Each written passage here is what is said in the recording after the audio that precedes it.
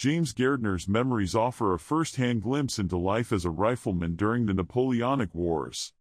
His memoir captures the hardships, battles, and camaraderie of serving in the famed Rifle Brigade with honesty and detail. Late in the evening of June 15, 1815, the alarm was sounded, and the troops assembled in the Place Royale before marching at dawn. Their initial destination was the village of Waterloo, where they were to rest before continuing toward Nivelles, the designated rendezvous point for the army. However, upon reaching Waterloo, new orders from the Duke of Wellington redirected them toward the crossroads at Quatre Bras, where Netherlands troops were already engaged with the French advance guard. Upon arrival at Quatre Bras, the 95th Rifles were deployed on the far left of the position in order to secure and hold the hamlet of Thiel. However, they were beaten to the village by a French column. Instead, they took up a strong position in a nearby copse, where, supported by a Brunswick battalion, they engaged in sustained skirmishing with the French throughout the day. Eventually, a heavy French column forced the Rifles to withdraw from the woods, repositioning them on a small rise near the Namur road, where they held firm. As Wellington's troops advanced toward the end of the battle, the 95th finally secured Thiel village. James, however, did not take part in the final advance. During the fighting retreat to the small hill, he was wounded in the foot and forced to withdraw to the rear lines. If you enjoy this type of content, please like and subscribe. This is Gairdner's journal. These are his words. Let's begin. 16th. Received an order last night at about 11:30 to assemble immediately in the Place Royale. Due to the difficulty of gathering the division, we did not march until nearly 4 o'clock this morning, with an officer from each regiment left behind to bring up the stragglers. I was assigned to bring up those from our regiment. We finally set off at about 8 o'clock. The Duke of Brunswick's corps had marched through at about 7. We advanced on the road to Charleroi, passing through the forest of Soignes, the village of Waterloo, where the forest ends, and then Genappe. Upon arriving at Genappe, we could hear skirmishing ahead and hurried forward to join the regiment. At that moment, the division was engaged in combat in front of Genappe, positioned on both sides of the chaussee. The surrounding area was open and low-lying, interspersed with woods. Before our arrival, only a small Belgian force had been stationed to guard this point on the extreme right of the Prussians. The French, in great numbers, were advancing with confidence, led by Bonaparte in person. When I rejoined the regiment, we were occupying hedges and remained quiet, having already gained some ground from the French. Shortly after, the Brunswickers arrived, and together we advanced. The Brunswickers, I thought, behaved very well. We seized a wood from the enemy, though they might have defended it better. At its farthest edge, we spotted the French in dense columns, and as we had no support, we took cover and observed them. I was surprised they had relinquished the wood so easily, and given that we were only about 400 skirmishers with no reinforcements, I felt uneasy. While we held this position, the adjutant arrived with orders for us to retire and occupy some houses on a ridge behind us. The Brunswickers had received no such order, yet they retreated alongside us. As a result, the French quickly occupied the wood once they saw us withdraw and followed up. We were forced to halt on a low ridge above the wood and hold our ground. It was here that I was wounded in the foot and had to retreat to the rear. I later heard that 3 attempts were made to retake the wood that night, but the French held on to it. Our regiment suffered heavy losses, as did the entire division, particularly the Highland regiments, which were charged several times by French cavalry. The wounded remained in houses just behind the position throughout the night. Meanwhile, the Prussians faced a serious attack from the French. 17th. This morning, being unable to walk, we hired a cart and made our way back to Brussels. There were many wounded soldiers in the city, as the entire army was shifting leftward. I returned to my old billet, where the people were very civil. Lord Wellington has withdrawn to a new position in front of Waterloo. This location is far better suited for cavalry than the terrain near Genappe, as it is open and lacks woodland. Editor's note: James was not present at the Battle of Waterloo, having been forced to remain in the rear at Brussels due to his injury. Throughout the day, he was plagued by false rumors of defeat, creating an atmosphere of tension and uncertainty. It was only late that night that the true outcome of the battle reached the city, news of Wellington's great victory. His brief note for this day suggests it was written afterward, likely when accurate casualty reports had become available. Meanwhile, his comrades of the 1st Battalion had fought in an exposed forward position at the very center of Wellington's line. 3 companies were positioned in a sandpit opposite La Haye Sainte, on the far side of the Brussels chaussee, while the rest of the battalion held their ground along the ridge above. Throughout the battle, they were subjected to constant fire. By the end of the day, their losses were heavy, 21 officers and men killed and 135 wounded. The journal continues. June 18. Today marked one of the bloodiest, hardest fought, and most decisive victories in history, the Battle of Waterloo. I remained in Brussels throughout the day, where countless rumors and alarms circulated. Being unable to walk well and without a horse, I felt incredibly uneasy. At one point, it was widely believed that the French would enter the city by evening, and I sensed that, for the most part, the inhabitants would welcome them. However, despite their belief that the British army had been defeated, an assumption reinforced by the disorderly retreat of baggage and stragglers passing through the city, I saw no signs of hostility or insult towards us. According to reports presented to the Waterloo Fund Committee, Wellington's army consisted of 40,000 British troops and 50,000 allies, including Belgian and Brunswick forces. The casualties were staggering. British killed and wounded, 9,999. Belgian casualties, 4,500. Prussian losses over 4 days of fighting, 22,000. June 19. Despite my injury, I purchased a horse early in the morning and set off to rejoin the regiment. They were cooking just ahead of the battlefield, and I have never witnessed such carnage. I have seen many battlefields before, but this surpasses them all. The division marched at 10 o'clock to Nivelles, continuing on to Monstreux, near which we encamped. By all accounts, the French army is in complete disarray. The Prussians successfully maneuvered into their rear, a tactical oversight on Bonaparte's part that I find incomprehensible.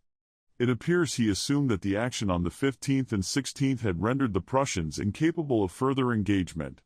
But why he thought so, I cannot say.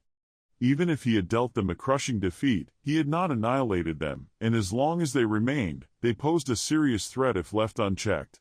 As a result, they were able to disrupt his retreat, forcing his army to scatter and abandon everything, artillery, baggage, and supplies, along the road. His troops had never fought more fiercely, they knew what was at stake. Bonaparte was so certain of victory that he openly declared he would sleep in Brussels that night. His baggage even contained proclamations, predated from the Château de Laeken, appointing his brother Jérôme as Governor-General of the Low Countries. The ferocity of the French attacks was unparalleled, and it was only through the sheer determination of British troops that they were repelled. The Belgian forces, in contrast, performed poorly. Some regiments withdrew in good order, marching calmly to the rear as if on parade. I have no doubt that Bonaparte had extensive intelligence and sympathizers in this country. Had he won the battle, I am convinced that the Belgian army would have joined him en masse and that his brother Jérôme would have faced little opposition in establishing French rule over the Low Countries, where the lower classes largely remain loyal to France. The full consequences of a French victory at Waterloo are almost unimaginable.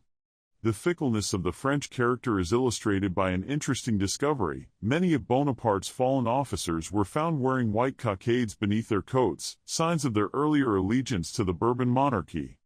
A French lady, the wife of an officer in Bonaparte's army, remarked about him, "He truly has the mind of a devil, but not the courage of the heart. He is afraid to die. No matter how great his setbacks, he is never truly shaken, but he dares not face death." Some reports claim that, upon seeing the Prussians arrive, Bonaparte gathered what remained of his guard and led one final desperate charge. June 20th. The army marched swiftly towards Paris. Despite my wound, my new horse allowed me to keep pace with the regiment. Through Feluy, a beautiful village, then Marche, Mignaud, and finally La Roques, where we settled in crowded quarters. The surrounding countryside is exceptionally fertile and well cultivated. June 21st.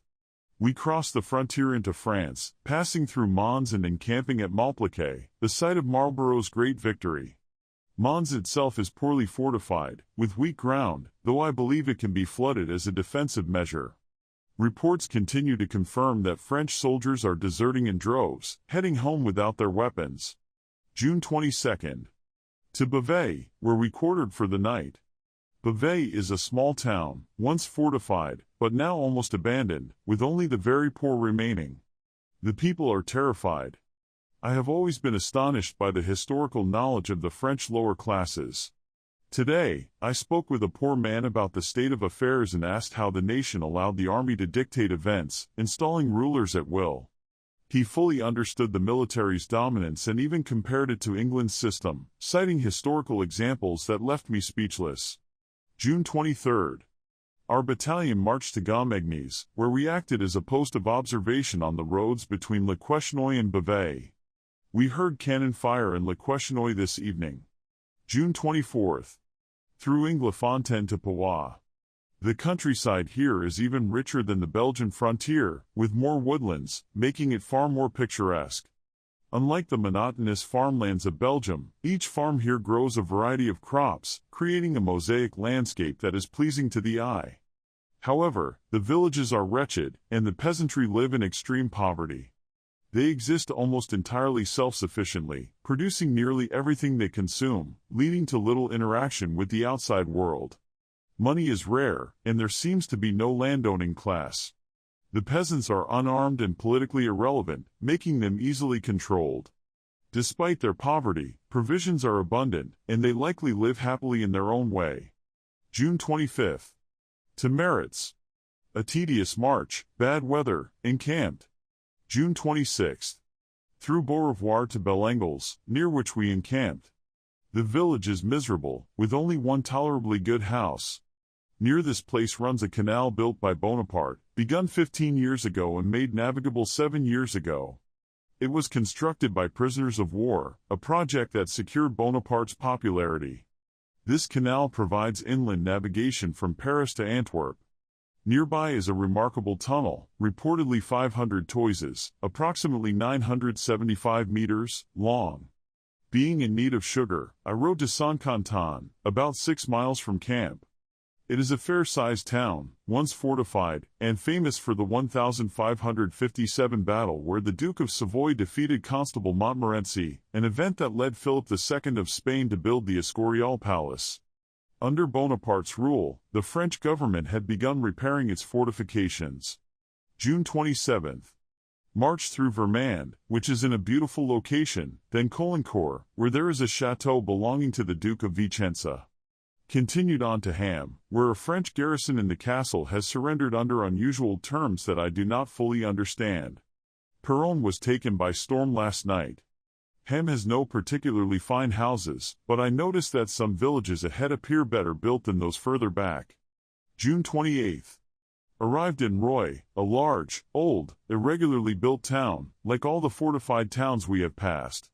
Along the way, we saw several large chateaux, or country estates, some surrounded by woods, enclosed fields, and shaded walks. June 29th. Passed through Tilleloy, Orvillers, Couvely, and arrived at Gurnay-sur-Aronde.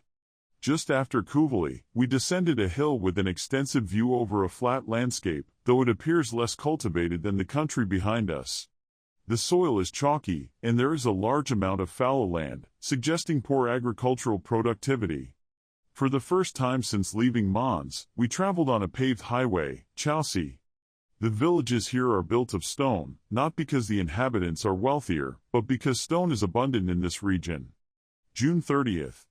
Marched through Estrie-Saint-Denis to Pont-Saint-Maxence, where we crossed the Oise River via a bridge destroyed last year. The north bank of the river is fertile and picturesque, while the south bank is more rugged, rocky, and heavily wooded. Not knowing the exact location of our camp, I continued forward to Senlis, a proper city and the first well-built settlement I have seen since entering this part of France. The town has an ancient character, and the inhabitants kept their doors shut, seemingly waiting to see how events unfold before declaring their loyalties. While I was in Senlis, there were rumors that Paris had surrendered and that the Prussian vanguard had clashed with the French near Soissons. After waiting some time, I retraced my route and found the division encamped at Fleurines, beyond which the landscape is one continuous forest. July 1st. March through Senlis-en-Louvres, where there is a dark, imposing chateau. The village itself is pleasant. We turned off the main road at Vaterland, already occupied by cavalry, and encamped near Goussainville. Today, I caught my first glimpse of Paris. As we approach the capital, the countryside appears more carefully cultivated, the towns and villages are sturdier, and country estates are more frequent. However, most villages are deserted, and many have been plundered. After his defeat, Bonaparte returned to Paris, where he was met with dismay. It was well known that his army had been annihilated, the Allies were advancing, and the Chamber of Representatives demanded his abdication, citing the Allied powers' declaration that he was an insurmountable obstacle to peace. He abdicated in favor of Napoleon II, but this was ignored, and the emperor became simply Monsieur Bonaparte. Still, he remained popular, the idol of the Parisian crowd. The Chamber of Representatives was in turmoil, its debates resembling the bickering of shopkeepers rather than the deliberations of a great nation. They were united only in their hatred of the Bourbons. However, this assembly was not a true representation of the French people. It was composed of Bonapartists, Jacobins, and radical revolutionaries, all hostile to the old regime. No supporters of the House of Bourbon or peace held seats. Their true aim was to halt the Allies, claiming that with Napoleon's abdication, the cause of war had ended. The slogans changed from Vive l'Empereur to Vive la Nation, but their objective remained the same, to keep France a militarized state, a privileged band of marauders. But it is to be hoped that the Allies will not leave them with the power to wage war again, for they surely have the will. As Milton wrote, "The unconquerable will, the study of revenge, immortal hate. Let no misguided generosity prevent us from crushing the serpent that has struck us twice. It is as foolish to expect gratitude from France as it is to expect a venomous snake to change its nature. This is a nation raised in war, where plunder and bloodshed are glorified as the only paths to power and wealth." Editor's note. Despite the legislative body's efforts, the Allied armies advanced, ignoring their proclamations and peace overtures. Meanwhile, the French War Minister, Davout, worked tirelessly to assemble another army. Between the National Guard of Paris and new levies, he has mustered 80,000 men, who now hold Montmartre and defend the city. Negotiations are ongoing, but with the Allied forces closing in, I have no doubt they will be forced to accept terms. The journal continues. July 2nd. March through Gonesse to Arnouville, where we encamped. Reports indicate that Blucher has crossed the Seine at Saint-Germain and is threatening the south side of Paris. Heavy cannon fire was heard today. The French still hold Saint-Denis, which serves as an advanced outpost of Montmartre. Both positions are strong, but Montmartre appears particularly formidable. With Paris under threat from multiple sides, its defensive position has become untenable. On July 3, the Convention of St. Cloud was signed, forcing the French army to retreat south of the Loire. The war was effectively over. Performed and notwithstanding, no one has been punished. July 3. Blucher was heavily engaged in battle yesterday, and this morning Lord Wellington rode past our camp. Shortly after, we received news that a convention had been signed for the evacuation of Paris. July 4. Under the convention signed yesterday by Lord Wellington and Blucher on one side, and Davout on the other, the French army is required to evacuate Saint-Denis today. Withdraw from Montmartre tomorrow. Surrender Paris the following day. Retreat behind the Loire within 8 days. There is no mention of the king, as the Allies assume that he never ceased to reign. However, the French still talk of La Nation and continue to wear the national tricolored cockade. I went into Saint-Denis, which is an extremely strong position. The French regular troops were in the process of handing it over to the National Guard when I arrived. I soon realized I was in the wrong place, surrounded by French soldiers, and was advised by the locals to leave immediately. Many of the soldiers were drunk, and all were sullen and resentful. Every soldier still wore the tricolored cockade, including the National Guard, and any inhabitants wearing cockades displayed the same tricolor. July 5. The army closed ranks, and I rode to Saint-Denis, where headquarters are now established. A few white cockades were visible, but no national cockades remained. July 6. Rode to Montmartre, which is now garrisoned by British and Belgian troops. It is an impregnable position, with only about 20 cannons, but they are of immense size.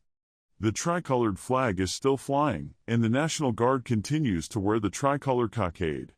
There was serious unrest in Paris last night. The Imperial Guard accused the government of betrayal and swore to burn the city. They were stopped by the National Guard, but tensions remain high. The provisional government still speaks in the name of La Nation. I rode to the gates of Paris, which are guarded by the National Guard. July 7th. The army marched to La Vertu on the Seine, where we quartered for the night.